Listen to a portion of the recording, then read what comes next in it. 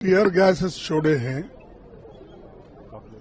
और सभी स्टूडेंट्स को उनको मारपीट करके बहुत से लोग हॉस्पिटल में भी है।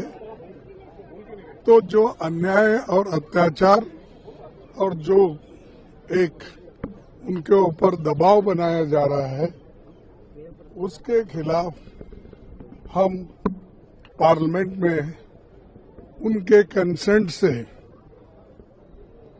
आवाज उठाने के लिए, बात रखने के लिए समय भी पूछा था और हमने उठ के बात करने के लिए तैयार हो गए। लेकिन यूं ही हम उठे, यूं ही एक शब्द बोले, एक ही शब्द, तो माइक ऑफ हो गया, बंद हो गया। ये डेमोक्रेसी है। अरे डेमोक्रेसी में अगर डिबेट नहीं चाहते आप, डेमोक्रेसी में अगर आप हमारी बात सुनना नहीं चाहते हैं तो हम कहाँ जाए? और वो भी स्टूडेंट्स, लाखों स्टूडेंट्स बाहर से आए हैं, हर कोने कोने से आकर अपने बात को रखने के लिए वो कोशिश कर रहे हैं। हम ये भी जानना चाहते थे कि वो नड्डा साहब से क्या बात किए।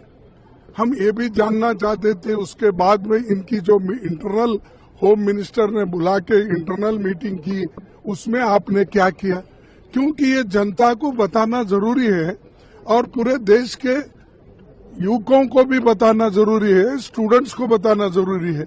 इसीलिए हम ये चाहते थे कि इसके ऊपर डिस्कशन हो और डिस्कशन के बाद होम मिनिस्टर एक स्टेटमेंट करे और दूसरे जो फ्लोर लीडर्स हैं उनको भी बात करने का एक मौका मिलना चाहिए।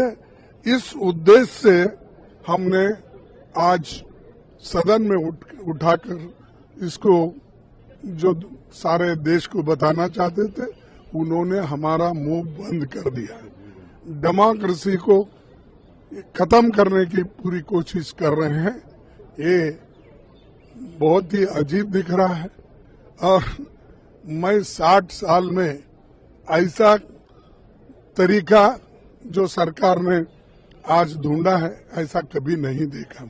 मैं 14 बार असेंबली, पार्लियामेंट, लोकसभा, राज्यसभा सब देखा हूं, लेकिन ऐसा नहीं। और हम ये चाहते हैं कि तुम चर्चा करने के लिए मौका दो, हम अपनी बात बताएंगे। क्यों लाठीचार्ज हुआ, क्यों उनको बच्चों को मारा गया, इसके लिए हम पूछने के लिए भी अगर यहाँ फोरम नहीं है तो कहाँ बात करें। और मैं वार्न करना चाहता हूँ कि गवर्नमेंट अनार्की क्रिएट करने वाली है। अनार्की क्रिएट करने के लिए सब कर रही है। कोई अपोजिशन, कोई स्टूडेंट्स, कोई अनएम्प्लॉयमेंट ग्रेजुएट या कोई जनता नहीं कर रही है। सरकार खुद उचका रही है कि देश में अनार्की हो और फिर उसको दबाया जाए, लाठीचार्ज करा जाए, मारा जाए और डरा के उनको जेल में रखा जाए।